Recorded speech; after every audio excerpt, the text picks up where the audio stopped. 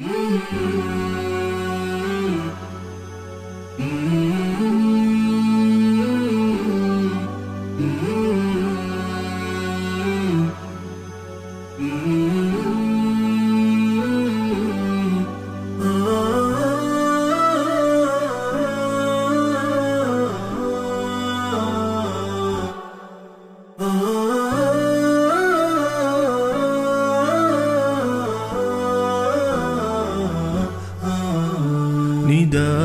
الحق صوت قد شجاني وبلغني الحقيقة والأماني وكان لي السبيل إلى المعالي ونورا للهداية والبيان.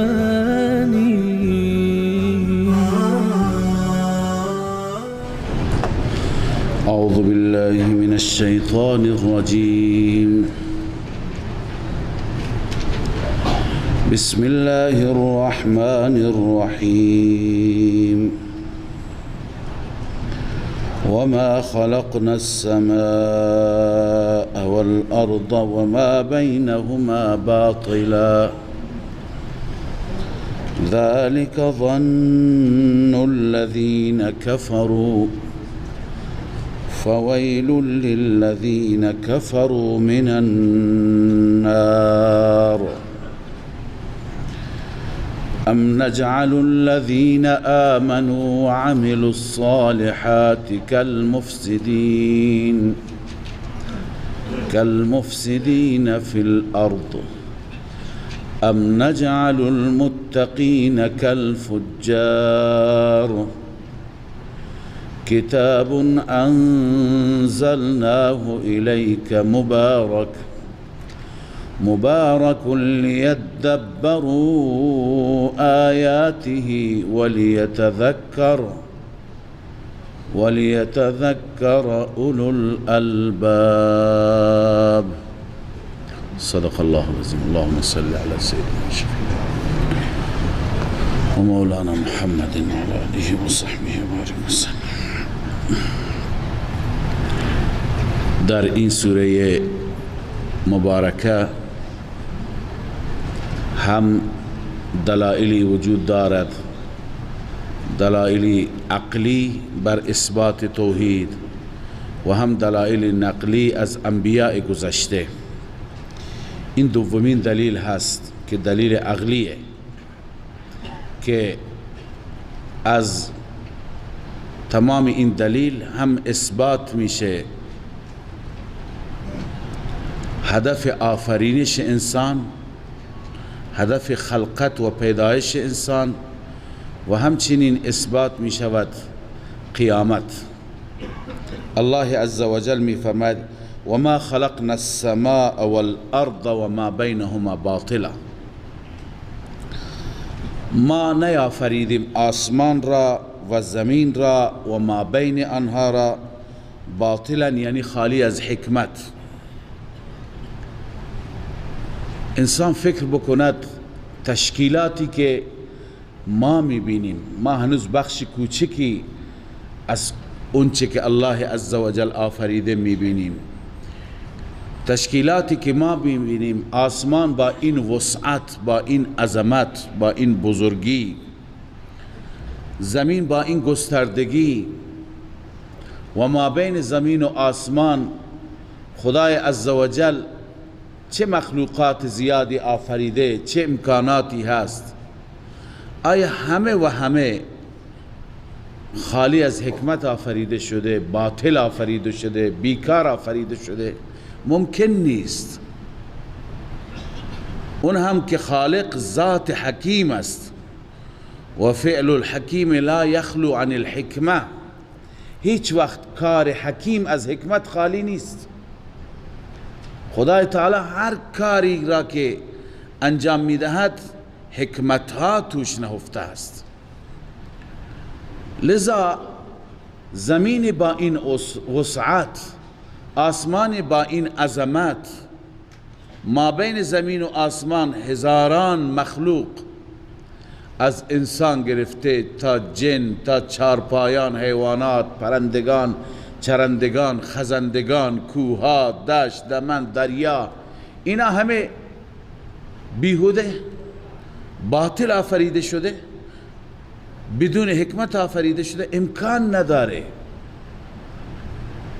الله عز وجل می فرماید ذالک ظن الذین کفروا، این گمان کفار است.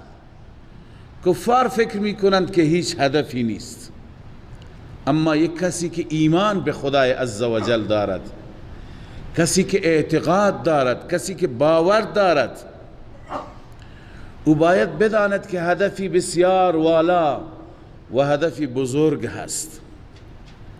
پس یک مسلمان باید دنبال هدف باشد. فویل للذین کفروا من النار، این تخویف اخروی هست. خداوند عزوجل برای آنانی که اینگونه فکر می کنند، یعنی کفار، برای اونها ویل و جهنم را الله عزوجل اثبات می کنند. می فرماید فویل للذین کفروا، هلاکت برای کفار، برای آنهایی که کافرند و چنین می اندیشند، برای اونها هلاکت، ویل. اون هلاکت و ویل بیانش چیه؟ من النار، یعنی آتش. اونهایی که اینگونه بد فکر می کنند جزایی و کیفری برای اعمالشون نیست مگر آتش جهنم هست. و خدای عزوجل در ادامه، ببین انسانها را الله تعالی آفریده متفاوت هستند. یکی کافر است، یکی مسلمانه، یکی مشرک، یکی موحده، یکی فاسق، یکی عادل است، یکی نیک می کند، یکی بد می کند. خب اگر بنا باشه که آتشی نباشد، عذابی نباشد، بهشتی نباشد، خب بیهوده میشه. یک انسانی در تمام عمرش از خدای عزوجل اطاعت کرده، در هیچ لحظه غافل نبوده، در هر قدم مطیع بوده. آیا این انسان و اون انسانی که در تمام زندگیش فسق و فجور، گناه و معصیت داشته، اینا با هم برابر باشند؟ یکی هدف را دنبال میکند، یکی هدف را فراموش کرده. این همچنین دلیلی برای اثبات قیامت است. آتشی که الله عزوجل برای کفار فرمود، دلیل اون آتش هم هست.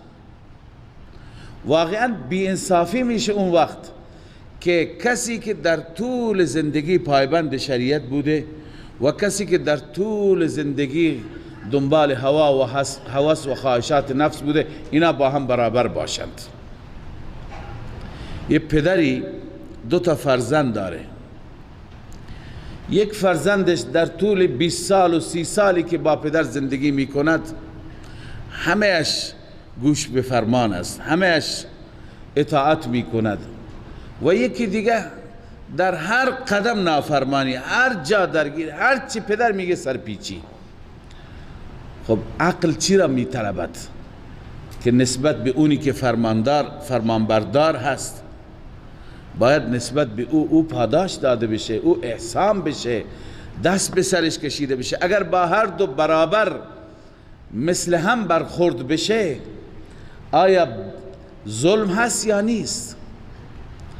لذا الله عزوجل می فرماید که انسان ها 2 نوع هستند، یک گروه خوب، یک گروه بد.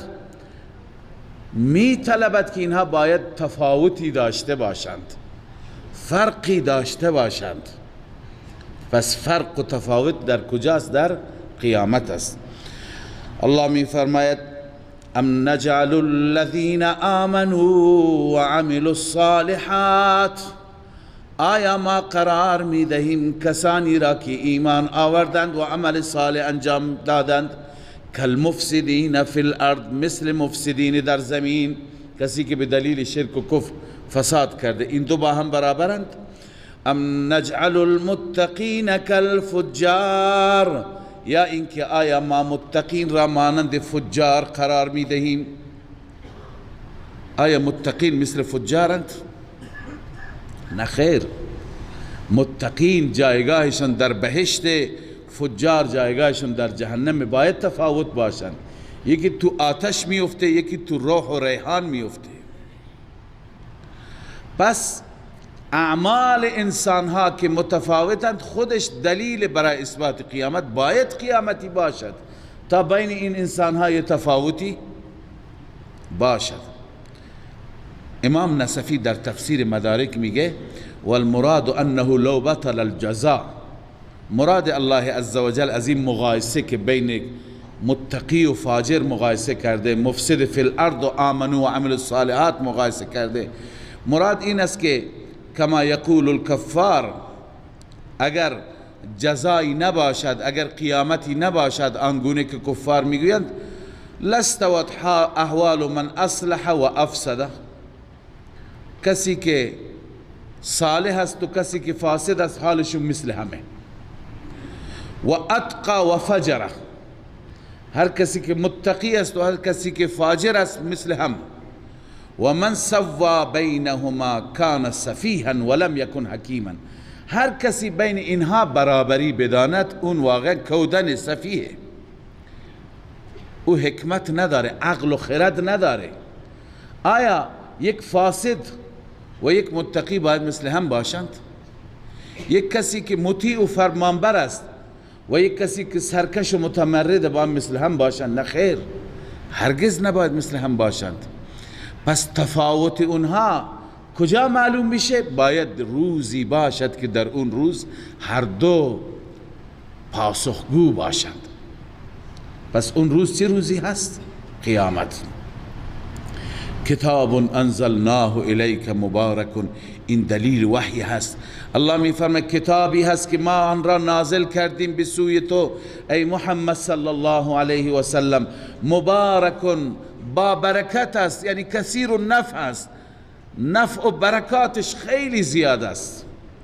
اما این کتاب را ما چرا فرستادیم؟ لیدبروا آیاته. ببینید اینا حقوق قرآن هستن بر ما.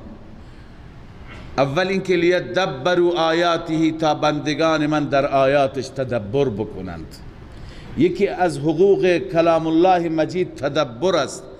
آیات قرآن را بخوانی فکر کنی خدا چی داره میگه، خدا از ما چی میخواد، چه انتظاری داره. و دوم ولیتذکر اولو الالباب، عقلمندان پند و تذکر حاصل کنند.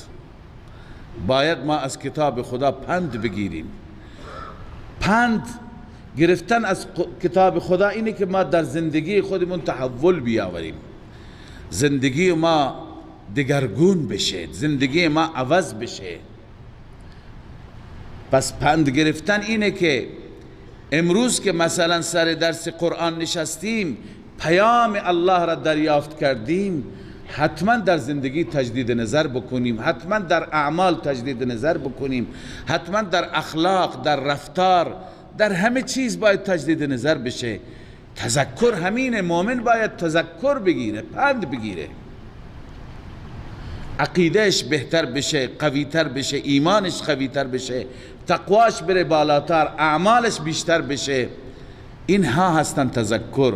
پس قرآن فقط برای تاقچه خانه، برای یاسین خواندنش، برای دم کردنش نیست، برای این موارد است. لیدبروا آیاته ولیتذکر اولو الالباب، آیاتش را مؤمنین تدبر بکنند و تذکر بگیرند، پند و اندرس بگیرند.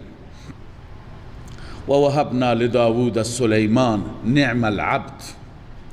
ما در ابتدای سوره واقعه داود را خواندیم، امتحاناتی که الله عزوجل بر داود آورد. و حال دلیل نقلی دوم هست، مسائل و امتحاناتی که بر فرزند داود حضرت سلیمان علیه السلام می آید. بعد از داود سلیمان بر تخت نشست. الله عزوجل به سلیمان هم بسیاری از نعمتها عطا کرده بود. علاوه از اینکه پیغمبر و نبی خدا بود، یه پادشاه بود، و علاوه از اینکه پادشاه بود، خدای تعالی انعامات ویژه و خارق العاده بهش داده بود. مثلا خواندیم باد در اختیارش بود، جنات در اختیارش بودن. ما در این آیات میخوانیم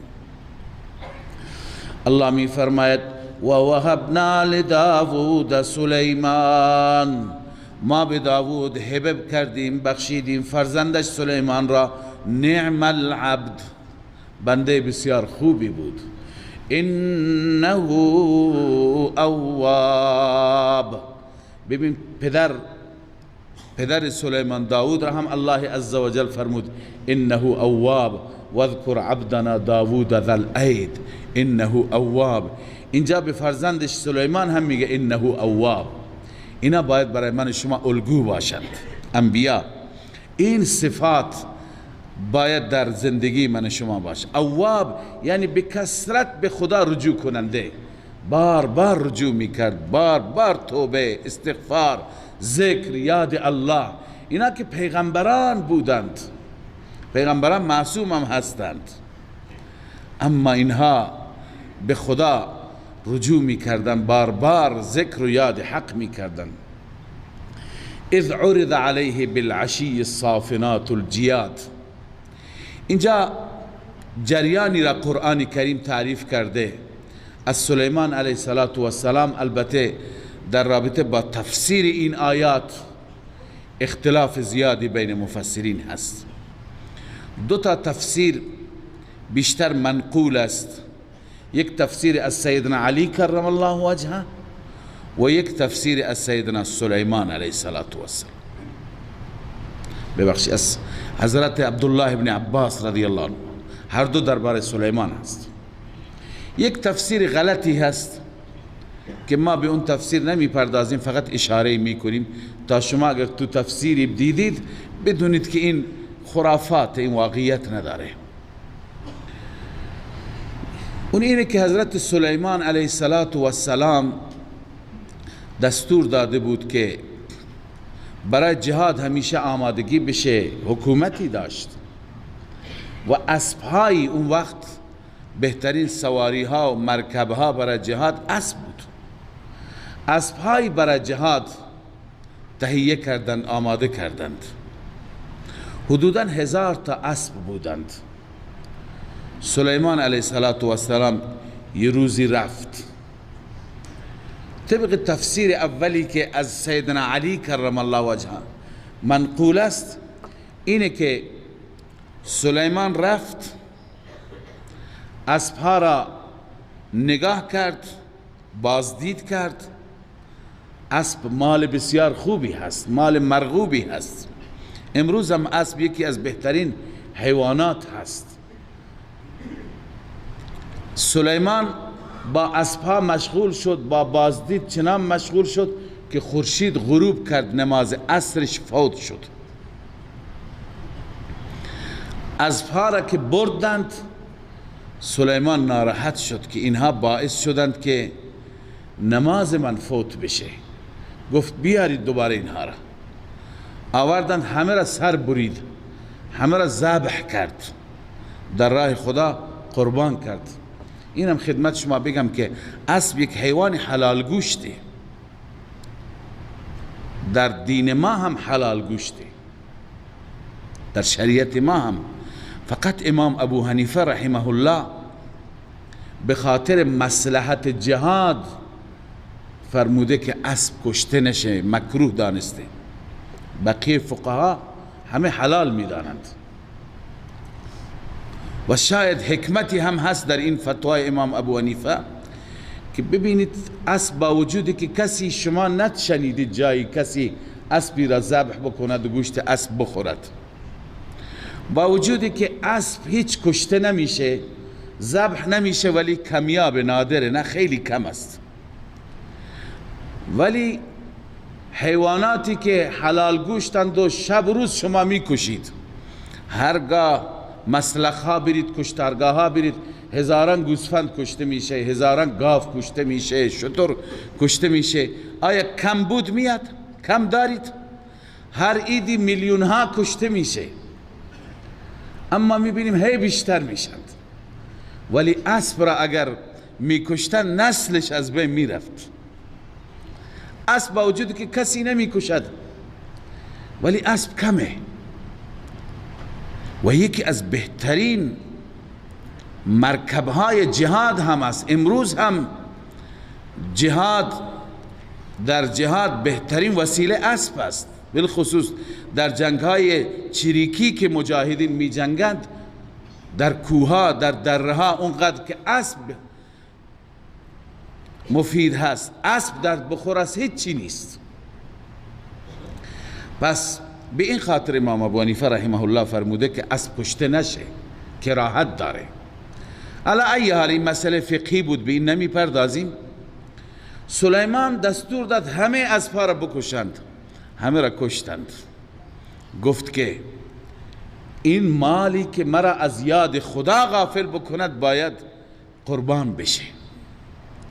این تفسیر از سیدنا علی کرم الله وجهه است که حضرت ابن عباس تفسیرش فرق میکنه و یکی از مفسران به نام امام رازی رحمه الله که اسمش شنیدید تفسیر کبیر را نوشته، بر این تفسیر ایراد گرفته، اشکال گرفته.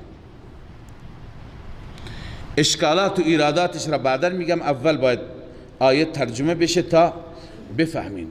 اذ عرض علیه بالعشی الصافنات الجیاد، زمانی که بر سلیمان عرضه شد، بالعشی به وقت شامگاه، به وقت بعد از ظهر، عشی بعد از ظهر را میگن.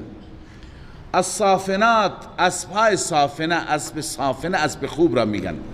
اسب صافنه بیشتر اون اسبها را میگن که روی دو پا می ایستند، دو دستشون را بالا میگیرند. الجیاد، جیاد یعنی جید، مرغوب، خوب، نوع خوبش. وقتی که بر سلیمان عرضه شد اون نوع اسبها چنان مشغول شد که فقال انی احببت حب الخیر، من، این امتحان اول سلیمان، من دوست داشتم، در دلم پسندیدم مال را و این مال باعث شد عن ذکر ربی، ای معرضا عن ذکر ربی، چنان دوستی که مرا از یاد ربم غافل کرد. حتی توارت بالحجاب، حتی که توارت یعنی توارت شمس، خورشید مخفی شد پشت پرده، یعنی خورشید غروب کرد. و سلیمان گفت ردوها علی، برگردانید این اسبها را بر من. فطفق مسحا بالسوق والاعناق، پس مسح کردن را شروع کرد به گردن و پاها. مسح کردن را شروع کرد به گردن و پاها یعنی چه؟ یعنی اونها را ذبح کرد، دست و پایشون را قطع کرد، گردنشون را زد، دست و پایشون را قطع کرد، ذبحشون کرد، صدقهشون کرد گوشتشون را. این تفسیر سیدنا علی هست. بسیاری از مفسرین همین تفسیر را پسندیدند. اما اون تفسیر غلطی که خدمت شما عرض کردم، بعضی گفتن ردوها علی، برگردانید، یعنی سلیمان چنان قدرتی داشت که خورشید را گفت خورشید برگرد که من نماز نخواندم. خورشید برگشت، دوباره روز شد، سلیمان نماز خواند. این غلطه. انبیاء علیهم الصلوات و التسلیمات چنین قدرتی ندارند. خورشید به دست الله است. درسته معجزات هست، ولی از هیچ آیه و حدیثی ثابت نیست که سلیمان چنین معجزه‌ای داشته. رسول الله صلی الله علیه وسلم هم در روز خندق نمازش فوت شد، قضا شد. نه تنها یک نمازش، نماز ظهر، عصر، مغرب و عشاء، 4 تا نماز را با هم خواندند. از بس که تیراندازی بود و نتونستند که نماز بخونند، همش مشغول بودند، در سنگر بودند. آن حضرت صلی الله علیه وسلم دعای بد کرد اونها را که شغلونا عن الصلوات، از نمازها ما را مشغول کردن. پیغمبر نتونست روز را برگرداند، خورشید را برگرداند. یا اینکه رسول اکرم صلی الله علیه وسلم در یکی از غزوات برمیگشتند، خیلی خسته بودند، فرمودند من یکلؤنا، آخر شب بود میخواستن بخوابند، کی نگهبانی میده؟ بلال رضی الله تعالی عنه گفت من یا رسول الله. 1 ساعتی 2 ساعتی بیشتر تا نماز نمونده بود، نماز صبح. گفت پس ما میخوابیم، شما نگهبانی بوده، ما را برای نماز بیدار کن. آن حضرت و اصحاب خسته بودن، خوابیدن. سیدنا بلال رضی الله تعالی عنه همینطور بر کجاوه شتر تکیه داده بود و چشمش به افق بود که کی طلوع میکند سپیده صبح تا که اذان بگه و رسول الله را بیدار بکنه. همینطور که نگاه میکرد خواب رفت. فما ایقظهم الا حر الشمس، اونا را چیزی دیگه بیدار نکرد مگر تابش خورشید. یعنی خورشید بالا زد، آن حضرت از خواب بیدار شد، گفت انا لله و انا الیه راجعون. خواب رفتند. به بلال گفت چرا؟ گفت یا رسول الله اون ربی که شما را خواباند مرا هم همون پروردگار خواباند، خواب رفتم. خلاصه آن حضرت فرمود از اینجا بریم جلوتر نماز را قضا میخوانیم.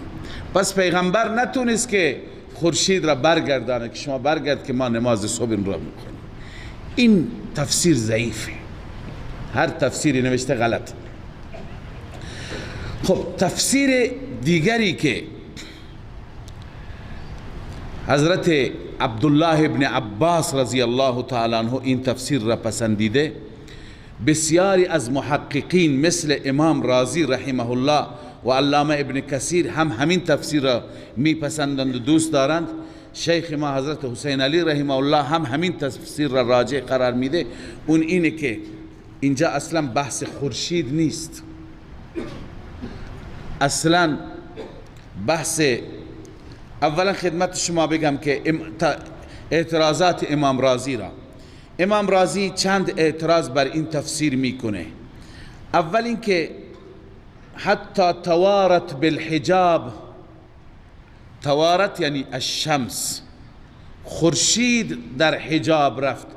امام رازی میگه اینجا ذکر خورشید قبلا نیست. طلاب میدونن یه چیزی که ذکرش قبلا نباشد و با ضمیر به طرف اشاره بشه، این را میگن ازمار قبل از ذکر. از نظر عربیت غلط.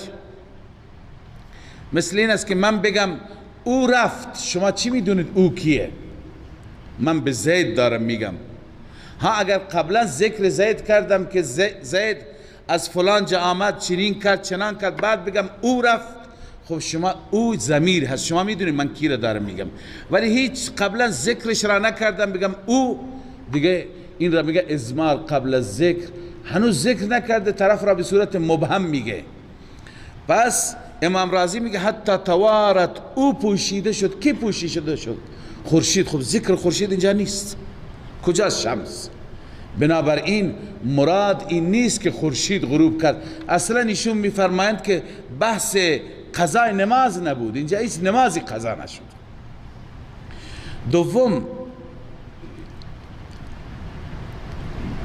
در قرآن آمده فطفق مسحا بالسوق والاعناق، سلیمان دست کشید به گردن و به پاهایشون. دست کشیدن را شما کنایه گرفتید از ذبح. کجا دست کشیدن کنایه از ذبح است؟ اونهایی که مالداری اسب کردند یا اسب داشتن میدونند که بهترین نوازش برای اسب اینه که صاحبش دست به گردنش بکشد و دست به پاهایش بکشد. اینقدر برای اسب این جالب و زیباست، خیلی آرام میگیرد. پس دست کشیدن به گردن و دست کشیدن به پاها کنایه از ذبح نیست. امام رازی یه لطیفه هم گفته اگر اینطور باشد پس خدای عزوجل به ما گفته که فامسحوا برؤوسکم، سرهایتون را دست بکشید. ما مس میکنیم. اگر دست کشیدن به معنی ذبح باشه پس معنی اینه که خودتون را ذبح کنید. خب این معنی که نیست. فامسحوا برؤوسکم معنیش چیه؟ سرها را مسح کنید. در قرآن آمده. پس مسح کنایه از ذبح نیست، کنایه از کشتن نیست. و سوم اینه که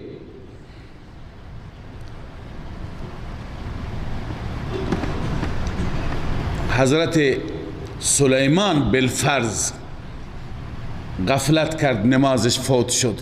از پا چی گناهی کرده بودند که سلیمان مشغول بشه 1000 تا اسب را بکشه، 1000 تا اسب را ذبح بکنه؟ لذا این تفسیر میفرمایند تفسیر درستی نیست. پس تفسیر درست چیه؟ اونی که از ابن عباس رضی الله عنهما منقوله.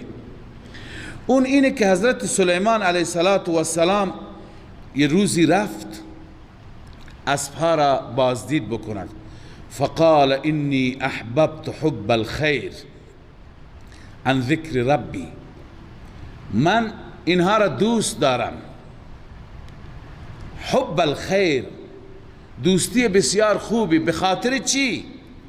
معرضا عن ذکر ربی، نه عن ذکر ربی عن سببیه هست، تعلیلیه هست. به خاطر ذکر ربم، یعنی به خاطر اینکه این اسبها وسیله جهاد برای راه ربم هستند، به این خاطر دوستشون دارم. پس اسبها را بازدید کرد. بعد از بازدید گفت ببرید اینها را که بردند حتی توارت بالحجاب، توارت شمس نه، توارت الصافنات، چون ذکر صافنات قبلا آمده. اسبها وقتی که از چشم مخفی شدند، سلیمان گفت ردوها علیه، دوباره بیارید اسبها را. دوباره آوردند. وقتی که آوردند اسبها را نوازش داد. فطفق مسحا بالسوق والاعناق، دست کشید به ساق پایشون را مالش داد و گردنشون را مالش داد، یعنی با اونها محبت کرد. بعد گفت ببرید. به این معنی است. یعنی سلیمان اینقدر به جهاد اهمیت میداد که اسباب جهاد را، سواری های جهاد را هم سلیمان علیه السلام اینقدر دوست داشت، با اونها را نوازش میداد، با اونها محبت میکرد. پس این ذکر سلیمان هست در چی؟ در محبت کردن با جهاد و با اسباب جهاد، نه اینکه سلیمان بحث نمازش قضا شد. اینجا چنین چیزی اصلا نیست. و معلوم نیست پیامبران گذشته نماز که بوده در شریعت همه پیامبران، اما مثل ما نماز عصر داشتن یا نه اوقات نماز اونا فرق میکرده. لذا الله می فرماید ولقد فتنا سلیمان، ما سلیمان را امتحان کردیم، آزمایش کردیم. و القینا علی کرسیه جسدا، ما بر کرسی سلیمان، بر تخت سلیمان یک جسدی انداختیم. ثم اناب، سپس سلیمان علیه السلام رجوع کرد به طرف خدای عزوجل. تفسیر این آیه چیه؟ این هم متفاوت تفسیر. یک تفسیری هست، البته یه حدیثی هست، اینکه در جای آمده باشد که شأن نزول این آیه همون واقعه هست، یا این آیه در همون مورد است، هیچ جایی نیست. یه حدیث در صحیح بخاری حتی هست که سلیمان علیه السلام یک روزی سوگند یاد کرد. سوگند یاد کرد که من اولا رفت مردم را دعوت داد، جوانها را دعوت داد به سوی جهاد. کسی آماده نشد، کسی ثبت نام نکرد.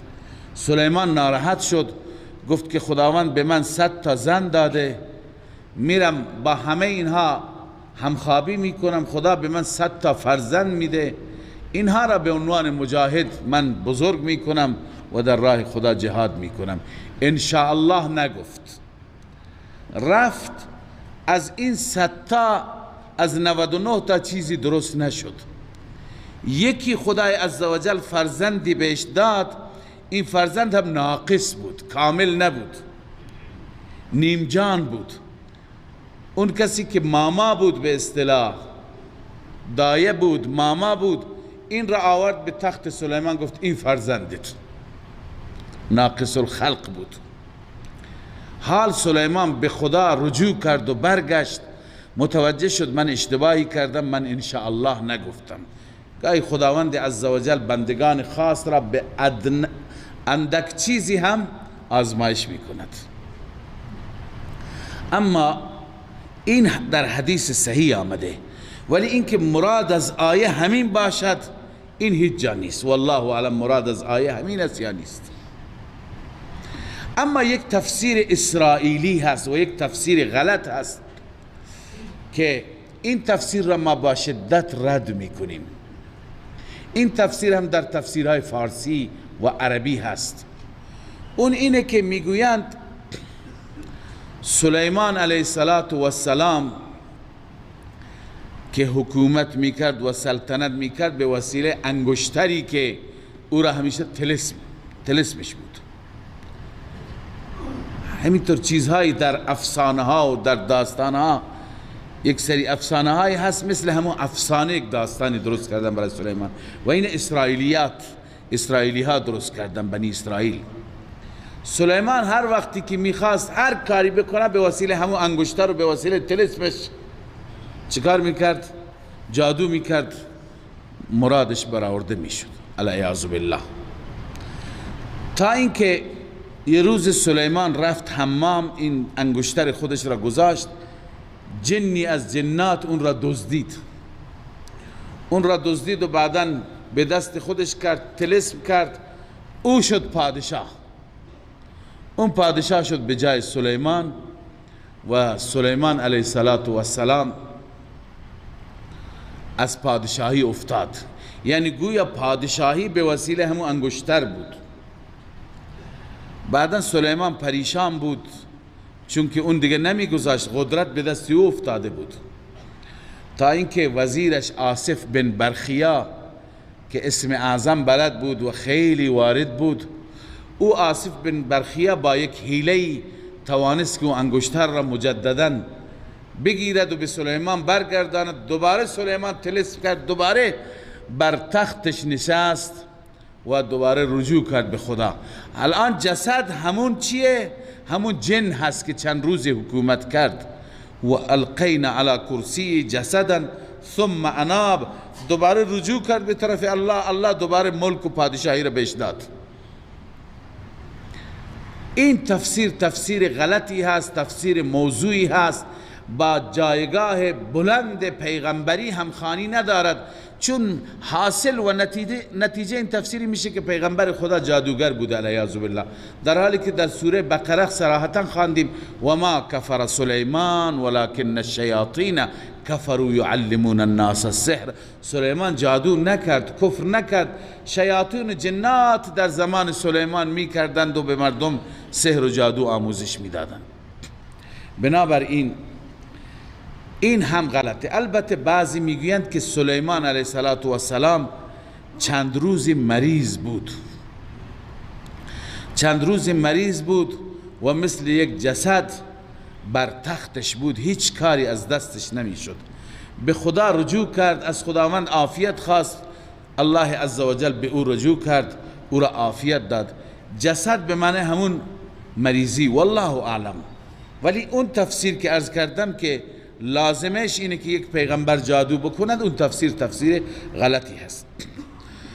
الله می فرماید ولقد فتنا سلیمان، همانا ما امتحان کردیم سلیمان را، و القینا علی کرسیه جسدا، ما بر کرسیش بر تختش جسد بیکاری انداختیم.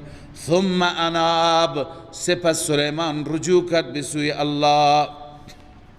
تفسیر نصفی نوشته و اما ما یروى من حدیث الخاتم و الشیطان، اما اون چی که روایت شده از حدیث اون انگشتر و شیطان و عبادت بت در خانه سلیمان که اون شیطان بعدا بت آورد تو اون تخت در اون خانه سلیمان، فمن اباطیل الیهود، این از اباطیل یهود است، اینها صحت ندارن.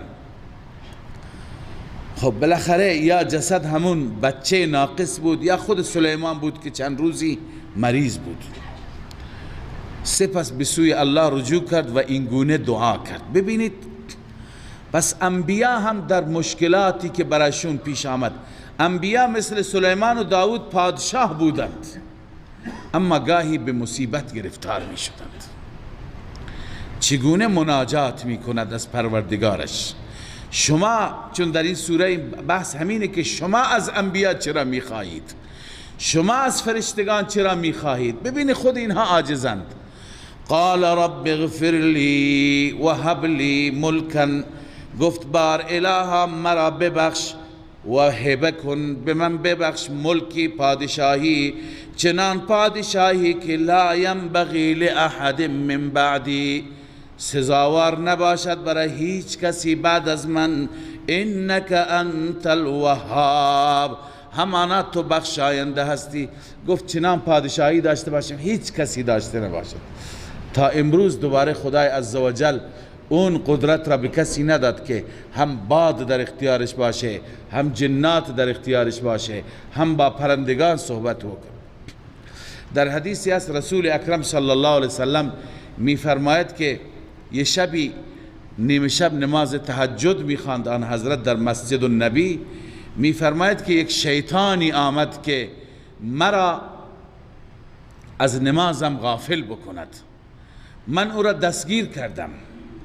دستگیرش کردم و می خواستم به ستون مسجد ببندمش تا صبح بچه های مدینه بیان ببینند و او را بزنند، اذیتش بکنند.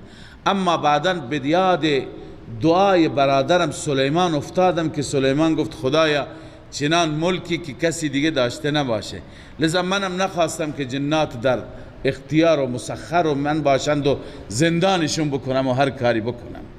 بالاخره پیغمبر خدا صلی الله علیه وسلم به خاطر همین دعا اون شیطانه را، اون جنیه را رها کرد. الله می فرماید رب هب لی ملکا لا ینبغی لاحد من بعدی، رب اغفر لی و هب لی ملکا، بار الها مرا ببخش و هبه کن برای من در آینده چنان پادشاهی که سزاوار هیچ کسی نباشد بعد از من، انک انت الوهاب، تو بخشاینده هستی. الله می فرماید به اثر این دعا فسخرنا له الریح، ما باد را مسخر او کردیم، تجری بامره رخاء، به امر سلیمان یا به امر الله. باد جاری بود با نرمی، حیث اصاب ای حیث اراد، هر جا که سلیمان اراده می کرد باد او را می برد، روی تخت می نشست باد می برد. و همچنین مسخر کردیم و شیاطین، جنات را، کل بناء و غواص، هر یکی از اینها بنا بودند، کار ساخت و ساز برای سلیمان می کردند. خواندیم که بیت المقدس را با حضور سلیمان جنات چندین وقت طول کشید، سال طول کشید تا بیت المقدس را ساختند. هر بنا و غواص، غواص اون غواص ها را میگن که در دریا می رفتن و برای سلیمان علیه السلام از دریا مروارید، لؤلؤ و مرجان می آوردند، چون که برای اقتصاد ملک پادشاه بود، برای اداره امور کشور سلیمان نیاز داشت، نیاز به مال داشت، نیاز به اقتصاد خوب داشت. جنات را الله عزوجل مسخر کرده بود. جنات می رفتن از قعر دریا برایش اشیاء گرانبها می آوردند. و آخرین مقرنین فی الاصفاد، و جنات دیگر بود که مقرنین بسته بودن در زنجیرها، چون این نسل فطرتا تمرد دارد، سرکشی دارد، باید همیشه بسته بشه تا اینکه تمرد نکند. هذا عطاؤنا، این کلام الهی است برای سلیمان. ای سلیمان این عطا و بخشش ماست، به تو میدیم، هر چی که مال میخوای این جنات برات استخراج میکنند. فمنون یعنی بر مردم منت بذار، معنیش اینه که هر کس را میخوای بده، او امسک یا دستت را نگه دار، برای مملکت و برای ملکت کشورت از کنم ذخیره کن، هر طور دوست داری، به غیر حساب، بدون حساب و کتاب، هر کس را میدیم بدون حساب بده، تو اختیار داری. و ان له عندنا لزلفا و حسن مآب. همانا سلیمان علیه السلام نزد ما تقرب داشت، لزلفا یعنی تقرب داشت، و حسن مآب عاقبت و انجام خوبی هم. لذا اینها هست انبیاء خدا، با وجودی که خدای عزوجل این همه عزت و قدرت بهشون داد، باز هم برایشون مشکلاتی می آمد، در مصیبت ها که گرفتار می شدن از خدای تعالی کمک می خواستند. پس انبیا مقربان خدا هستند، دوستان خدا هستند، اما خود خدا نیستند که از اونها ما استمداد بخواهیم. وقتی که انبیا که افضل ترین هستند در جایگاهی نیستند که از اونها استمداد بطلبیم، پس بقیه اولیاء، امامان، صحابه، صالحین، اینا جای خود را داره، اینا به طریق اولا، اینا را نباید فریاد زد، نباید از اینها استمداد کرد. بعد از این الله عزوجل واقعه پیغمبر دیگر را ذکر می کند، حضرت ایوب علیه السلام. حضرت ایوب، بعضی میگن ایوب الیاس یکی هست، بعضی میگن نه ایوب فرق میکنه، بعضی میگن ایوب ادریس یکی هست. درباره ایوب خیلی اختلاف هست که ایوب در چه زمانی بوده. بعضی میگن ایوب همزمان با موسی علیه السلام بوده، بعضی میگن ایوب همزمان با ابراهیم علیه السلام بوده، بعضی میگن 1000 سال قبل از ابراهیم بوده. والله علم. تو قصص الانبیاء که نگاه میکنی خیلی تفاوته. این تفاوت به خاطر اینه اختلاف، چون ما در قرآن زمان مشخصی برای ایوب نخواندیم. اینجا و در سوره انعام الله عزوجل ذکرش را به صورت خلاصه کرده، اینجا قدری مفصل تر. فقط خداوند اون حالتش را بیان کرده، این که مریض شد، مشکل دار شد، خدا را فریاد زد، مقصود اون جمله هست. این که چه تاریخی بوده، امتش کی بوده، کجا بوده، این جز مقصود نیست، قرآن به این نپرداخته. لذا ابهم ما ابهمه الله، چیزی که خدا مبهم گذاشته، خدا مشخص نکرده، ما هم مشخص نمی کنیم. هر زمانی بوده. اما این پیامبر یکی از پیامبران است که خداوند سخت ایشون را آزمایش کرد. از قصص انبیا اینطور معلوم میشه، از داستان حضرت ایوب، که قبل از این امتحانی که ایوب برای ایوب پیش آمد، قبلا ایوب خیلی الله بهش نعمت داده بود، هم نعمت ظاهری و هم نعمت معنوی. میگویند که ایوب علیه السلام بنده از بندگان خدا بود که خدا بهش فرزند و اولاد زیاد داده بود. 10 تا پسر میگن داشت و 3 تا دختر، و مال هم زیاد داده بود. در بعضی از روایت ها دیدم، البته اینا زیاد موثق نیستند، که 12,000 تا شتر داشت، 10,000 یا 20,000 تا گوسفند داشت، 10,000 تا گاو داشت، سرمایه بسیار زیاد داشت. و نعمت معنوی اینه که حضرت ایوب یک بنده بسیار شاکر، شب و روز خدا را عبادت میکرد، شب و روز طاعت و فرمانبری میکرد، تا اینکه خدا امتحانش کرد. اما در یکی از واقعات اسرائیلی خواندیم که لا نصدق ولا نکذب، نه تایید نه تکذیب، که حضرت حق جل و علا الله عزوجل برای فرشتگان تعریف کرد پیغمبرش ایوب را، او را مورد ستایش قرار داد که چنین بنده ما هست، شب و روز ما را عبادت میکنه، شب و روز بیاد ما هست. میگن شیطانی اونجا دخالت کرد، شیطان ابلیس یا شیطانی دیگه، گفت خب چه مشکل داره، همه چیز داره، مال داره، فرزند داره، اولاد داره، صحت و سلامتی داره، دیگه هنوز تو را عبادت نکنه، پس چیکار بکنه؟ الله عزوجل حضرت ایوب را امتحان کرد. اون شیطان گفت اینا را ازش بگیر، بعد از اون اگه عبادت کرد درست. الله تعالی ایوب را امتحان کرد، بلا و وبای افتاد، همه مالهایش هلاک شدن، تلف شدن. خبر رسید به ایوب که همه شترها را فلان بلا کشت. میگو الحمدلله، همه گاوها، همه گوسفندها، همه حیوانات از دست رفتند. بعد از اینکه مال را از دست داد، نوبت به فرزندان رسید. میگویم فرزندان ایوب علیه السلام در یه جایی مهمان بودند. همه پسران و دختران زیر یک سقف، یک اتاق بزرگ نشسته بودند. به قدرت الله عزوجل سقف فرو ریخت، همه فرزندان شهید شدند. به ایوب خبر داد، الحمدلله. بعد از اون ایوب در عبادتش هیچ خللی نیامد، شب و روز خدا را عبادت میکرد. باز شیطان گفت خب صحت و سلامتی داره، تندرستی داره، اگر مریض بشه و عبادت بکنه اون وقت کمال است.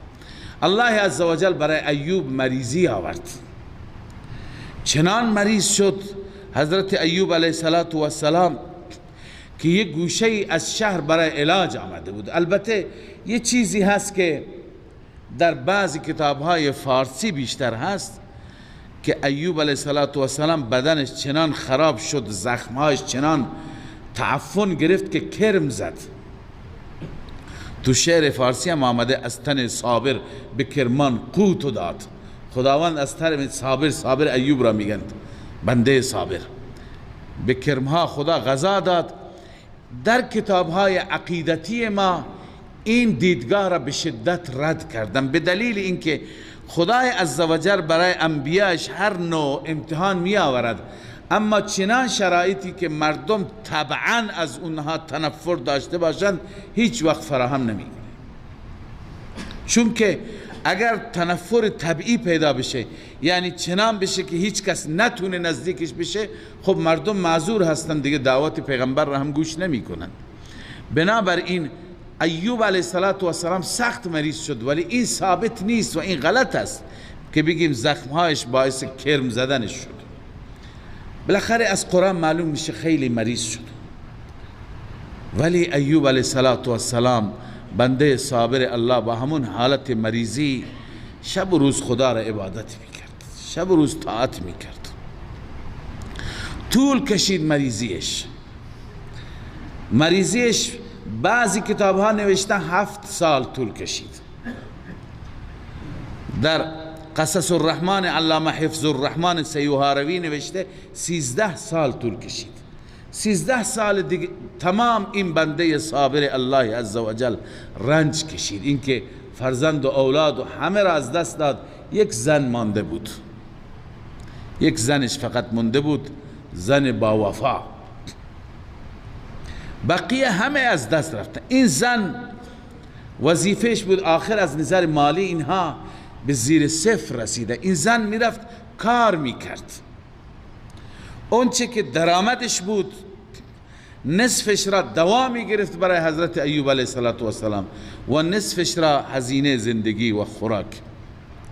هر روز کار این زن این بود و ایوب علیه السلام تو خونه افتاده بود، ملول بود، مریض بود و شب و روز الله را شکرگزار بود، الله را شاکر بود و صابر بود. تا اینکه یه روزی این شیطان دید که اینها به هیچ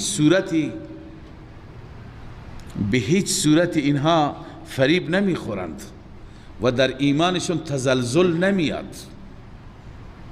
بنده همیشه روی همین تاکید میکنم، گاهی اگر مشکلی پیدا میشه، چه مشکل مالی چه مشکل جانی، پیش جادوگران نروید که این جادوگران ایمان ما را میگیرند. اینا اخبار غیب میدن به ما، این امتحان الهی است. خب میگه چیکار کنم؟ چیکار کنی؟ صبر کن. کسی سرطان گرفته چیکار کنه؟ باید خودکشی بکنه؟ همون اسباب جایزی که الله عزوجل برایش تهیه فرموده به اونها متوسل بشه، دکتر بره دارو استفاده بکنه، به خداش صبر کنه. خدا چیکار میکنه؟ لذا اگر چیزی از شما گم شده آیات الهی بخوانید، دعا کنید، نماز حاجت بخوانید، پیش جنیان نروید، پیش کاهنان نروید که اینها اخبار دروغ میگن، شما را به جان هم میندازن. چندین درگیری اتفاق افتاده. اگر یک نشانی بدن نشانی راست هم میدن. در حدیث شریف آمده اگر یک راست بگن 99 تا دیگه دروغ است. تجربه خود شما ثابت کرده، هیچ کسی نتیجه نگرفته. لذا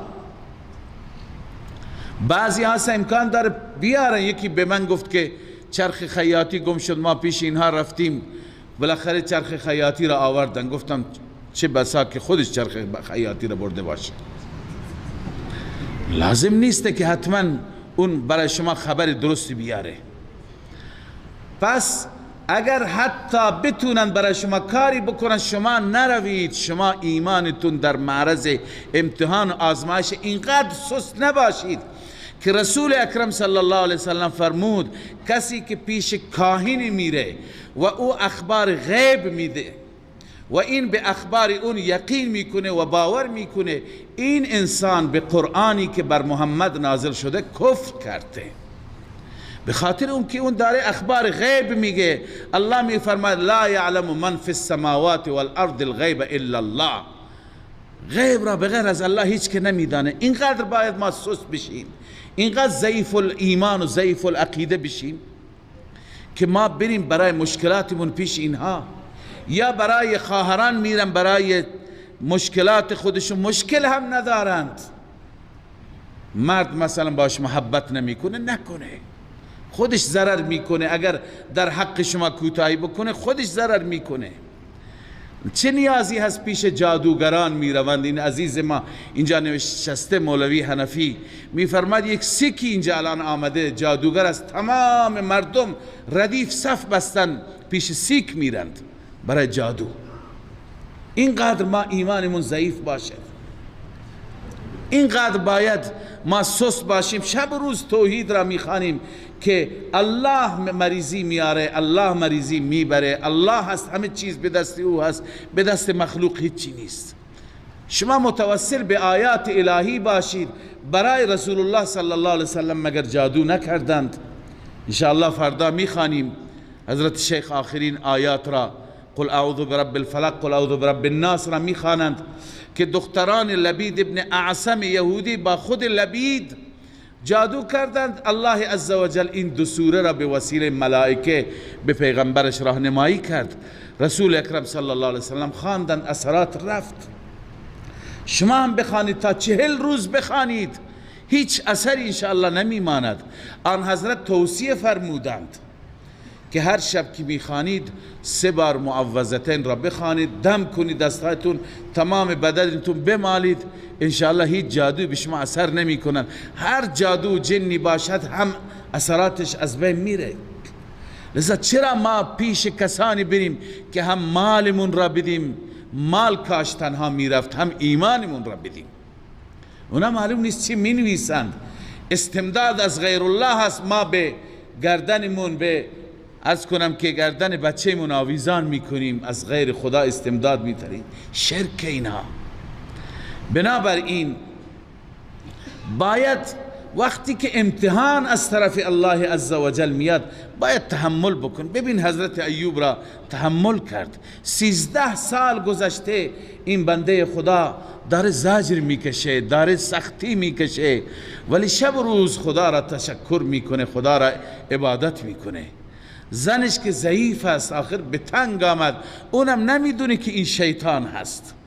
یه روز شیطان به شکل یک طبیبی خودش را در آورد، به شکل طبیبی در آورد. ان الشیطان تعرض لامرأته بصورت طبیب. گفت که مشکل چیه خواهر؟ فقال انها هنا مبتلا فهل لك ان تداوی. یک کسی ما داریم که چنین مریضی دارد، تعریف کرد براش، میتونی تداویش بکنی؟ گفت بله، تداویش خیلی آسانه، فقط یک خونی میخواد. گاهی اینطور میگن یک خونی میخواد، خون را ببر فلان مزار بکش، مشکلت حله. یکی میگفت که یه جایی ما خزانه پیدا کردیم، طلسم است، جنات نمیگذارن بیرونش بکنیم. الان به ام اللهی که خونده گفته که اینجا بیارن چند تا خون بریزن، گوسفند بکشن، بعد از اون ما میذاریم. برای راضی کردن اونها، خوشنودی اونها، شما میخواهید برید گوسفند بکشید؟ این عبادت لغیر الله است، این شرک. و ما اهل به لغیر الله همینه، به خاطر خوشنودی اون جنیه و اون جنی که اونجاست. اون هم هرگز ممکن نیست که به اون خزانه شما برسید. بنابراین ولو اینکه صدها خزانه به شما برسه، شرک نکنید. این شرکه. ببینید شیطان چی گفت؟ فقالت له ان الشیطان طلب منها ان تذبح لغیر الله اذا عالجه و برع.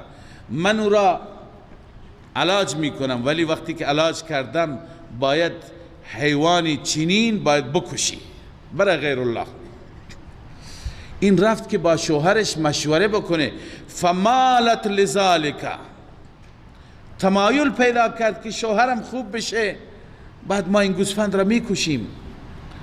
فعظم علیه الصلاة والسلام الامر. وقتی که رفت پیش ایوب علیه الصلاة والسلام و گفت که چنین پیشنهادی هست، ایوب دیگه الان بی صبر شد. تا به حال صابر بود، الان صبرش لبریز شد. چرا؟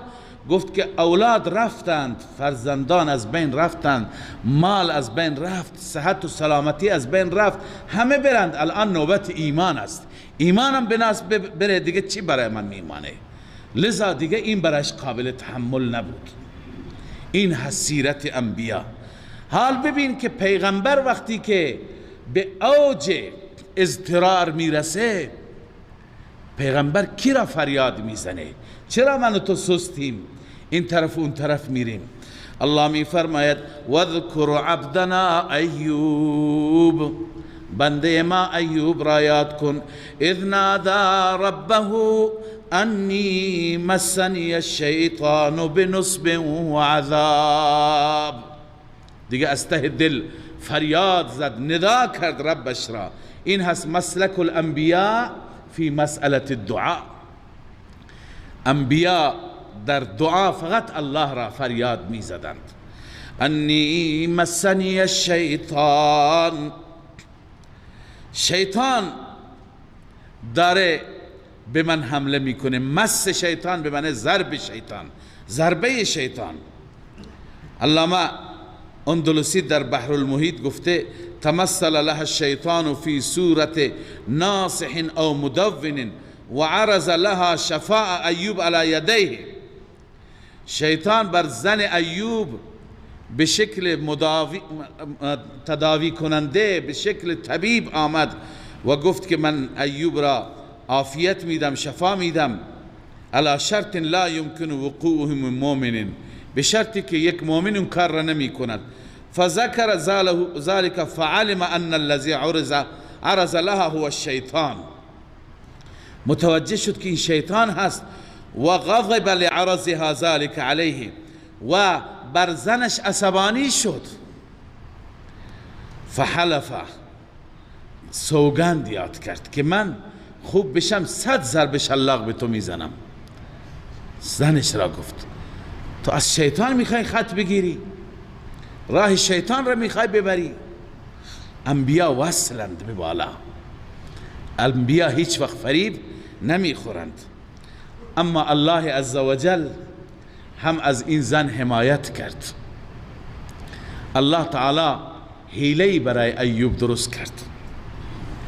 الله تعالی فرمود که چوب دستی های بردار، 100 تا را با هم ببند، یک بار بزن تا 100 ضرب شلاق بشه، حانس بشه، حانس نشی. این استثنایی بود که الله عزوجل برای بنده اش گذاشت. مفسرین همه نوشتند این به خاطر وحی صریح الهی بود. من و تو نمیتونیم که بر این قیاس بکنیم، حیله در شریعت درست بکنیم.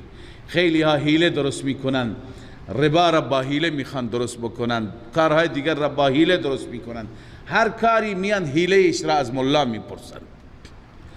این حیله ها درست نیست. بعضی ها به شکل سوری معاملاتی میکنن، معاملات ربوی. ماشین را از آقا میگیره به 100 میلیون، بعد میگه به خودت فروختم به 120 میلیون. 100 میلیون میخواد نقد بشه، 120 میلیون بعد 4 ماه دیگه بهت میدم. فقط هدفش این 100 میلیون بود به صورت نقد به دست بیاره، 4 ماه دیگه 120 تومن بهش میده. اینا حیله هایی هستند که ربا هستند و بعضی از این حیله ها ایمان انسان را هم از بین میبرند. نه اینکه انسان را، مال انسان را، به قول محلی انسان را سر و مال میکنند، هیچی برای انسان نمیگذارند. این حیله، این بنابر نص صریح الهی هست، به این نمیشه چیزی قیاس کرد. الله میفرماید ارکض ها اذ نادى ربه، ایوب ندا کرد ربش را که پروردگارا انی مسنی الشیطان بنصب و عذاب، شیطان به من ضربه زده، به نصب یعنی رنج وارد، نصب خستگی را میگن، رنج را میگن، و عذاب و شکنجه، مرا شکنجه داری میده. با این کارهاش الله عزوجل هم اجابت کرد. وقتی که تمام بشه مهلت امتحان دیگه، بعد از اون از طرف الله عزوجل فرج می آید، حل مشکلات میاد. حل مشکلات که بیاد از هر طرف میاد، فقط یکی نیست. ارکض برجلک، الله فرمود با پایت بزن همینجا زمین را. با پایش زد، چشمه از زمین جاری شد. الله فرمود هذا مغتسل بارد و شراب، این محل غسل است، محل شستشویت هست. خودت را با همین آب شستشو کن، آب خنکی هست، هم برای غسل است و هم شراب، هم بنوش است. حضرت ایوب علیه السلام از اون آب نوشید. پس ببین گاهی الله عزوجل مشکل شما را حل می کند به وسیله یک سببی.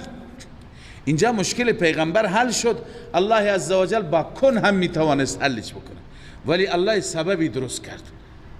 سببش این بود که گفت از این آب بخور، از این آب خودت را بشو. پس گاهی مریضی برای ما پیش میاد، این نیست که ما توکل این باشد که ما فقط بگیم خدای بدون دوا ما را درست کن. نه، از خدا بخواهید، پیش دکتر هم برید، دوا هم بگیرید، همون دوا را الله عزوجل برای شما چی قرار میدهد؟ سبب قرار میدهد. لذا به دکتر رفتن و به اسباب متوسل شدن خلاف توکل نیست. بعضی ملاها میگن این مریضی چنان مریضی است، اصلا پیش دکتر نرو، بدتر میشه. نه، غلطه. الله عزوجل برای هر مریضی سببی گذاشته. الله اگر بخواد علاج بکنه بدون سبب هم علاج میکنه، با سبب هم علاج میکنه. اینجا ببینید پیغمبر خودش را با سبب علاج میکنه. یه آبی، یک چشمه‌ای برایش از زمین میاره، میگه هم با این خودت را شستشو کن، هم دوش بگیر، هم از این بخور. و بعد الله عزوجل میفرما از اینجا که سلامتیش را یافت، همه آنچه که از دست داده بود ما بهش دادیم. و وهبنا له اهله، ما اهلش را بهش بخشیدیم. نه تنها اگر 10 تا فرزند داشت، نه 10 تا فرزند، و مثلهم معهم، مثل اونها همراه با اونها، یعنی 20 تا دیگه، 10 تا دیگه که جمعا بشن 20 تا. مثلا عرض میکنم اگر 10,000 شتر داشت، 20,000 شتر بهش دادیم. هم مال 2 برابر بهش داد الله، هم اولاد 2 برابر داشت. اینجا مفسرین بحثی دارن که آیا همون اولادش دوباره زنده شدن دیگه اولاد خدا بهش داد. بسیاری از مفسرین معتقدن همون اولاد را الله عزوجل دوباره زنده کرد و علاوه از اونها دیگه اولاد هم بهش داد. بعضی میگن نه، جدید. و وهبنا له اهله و مثلهم معهم رحمتا منا، این رحمتی بود از جانب ما. و ذکر لأولی الالباب، برای عقلمندان این محل تذکر است، پند و اندرز هست. اگر ما روی این آیه فکر بکنیم خیلی پند هاست برای ما. اولا اینه که ما اگر به مشکل گرفتار میشیم به سیرت انبیا متمسک میشیم، همین روش را بگیریم، روش صبر، روش توسل به الله، توسل به عبادت، توسل به ذکر و یاد حق. این بهترین روش هست و از این آیه معلوم میشه که مخصوص پیغمبر نیست. عقلمندان، مؤمنان اگر دنبال بکنن نتیجه میگیرند. و همچنین نوع توکل تمام صورت ها را. و خذ بیدک ضغثا فاضرب به ولا تحنث، به دستت یک مشت، عرض کنم چوب دستی، چوب باریک بگیر، بزن به وسیله این اون همسر با وفایت را، ولا تحنث، هانس نشو، ولی اون را اون ضرب شلاق ها را نزن. انا وجدناه صابرا، الله عزوجل میفرما ما او را صابر یافتیم، ما ایوب را صابر یافتیم. نعم العبد، بنده بسیار خوبی بود ایوب. انه اواب، همان اون به کثرت رجوع کننده به سوی الله بود. همه انبیا صفتشون اوابه. داود هم خواندید اواب، سلیمان هم خواندید اواب، ایوب هم میخوانی اواب، یعنی بار بار به خدا رجوع میکنه. صبح هم خدا را یاد میکنه، وقت ضحا هم یاد میکنه، وقت زوال هم یاد میکنه، ظهر هم یاد میکنه، عصر هم بار بار توبه، استغفار، سجده، ذکر، یاد حق. خب پس این دلیل نقلی از ایوب بود. بقیه انبیاء را الله عزوجل ردیف می فرماید. الله می فرماید واذکر عبادنا ابراهیم و اسحاق، یاد کنید بندگان ما ابراهیم را، اسحاق را، یعقوب را، اولی الایدی والابصار، دارای قدرت بودند، قدرت عملی و دارای بصیرت بودند. اولی الایدی اشاره به عمل است، والابصار اشاره به علم هست. یعنی اینها هم الله بهشون علم داده بود، هم بهشون عمل داده بود. اولی الایدی قوه عملیه، اولی الایدی ای اولی القوة فی الطاعه، والابصار یعنی والبصیرت فی الدین، عالم بودند. پس هم عالم بودند هم عامل بودند. اولی الاعمال الجمیله والعلوم الشریفه، تفسیر ابو سعود گفته. لذا این انبیا ویژگیشون همینه، هم الله بهشون علم و دانش داده بود، هم بهشون عمل و تقوا. انا اخلصناهم بخالصة ذکر الدار، الله میفرماید ما آنها را خالص کردیم. خالص کردیم. خالص یعنی چه؟ ذکر الدار، یعنی برای ذکر دار آخرت، یاد آخرت همیشه در اونها بود، یعنی خالص برای آخرت می اندیشیدن. و انهم عندنا لمن المصطفین الاخیار، همانا این انبیا نزد ما از برگزیدگان و بهترین ها بودن. ببینید بهترینی هایشون در چی است؟ همه اینها دلیل نقلی الگو هستن برای ما که اینها هم عالم هم عامل، شب و روز بیاد الله، شب و روز بیاد حق. پس اینا ادعای معبودیت نداشتند، اینا عبدیت داشتند، بندگی داشتند.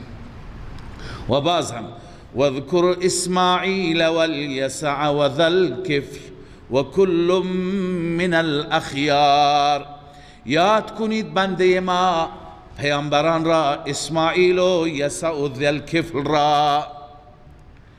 اسماعیل که فرزند ابراهیم است. دو تا پیغمبر دیگر مجهولند، حضرت یسع، حضرت ذوالکفل. بعضی گفتن مثل آلوسی رحمه الله ذوالکفل ابن ایوب، فرزند ایوب بود. یسع را گفتند که جانشین حضرت الیاس بود. بعضی میگن ذوالکفل جانشین الیاس بود. ذوالکفل را به این خاطر میگن که ایشون را امتحان کردند تا 3 روز برای اینها در وقت عبادتشون، برای اینها برایشان شیطان مزاحمت میکرد. اما این خوب از عهدهش برآمد، متکفل شد، اون امتحان را یعنی خوب پس داد، خوب جواب داد. به این خاطر ذوالکفل میگن والله اعلم قرآن در 2 جا ذکرشون را آورده به صورت اجمال. فقط ما هم میدونیم که از بندگان الله صالحین پیامبران بودند. الله میفرماید همه اینها از بهترین ها بودند. صدق الله العظیم.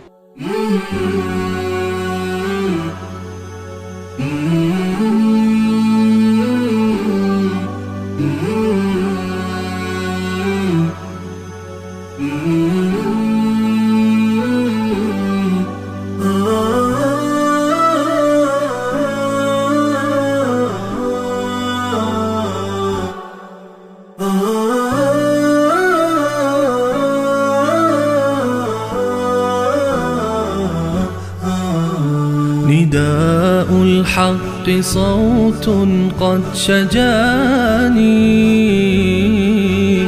وبلغني الحقيقة والأماني وكان لي السبيل إلى المعالي ونورا للهداية والبيان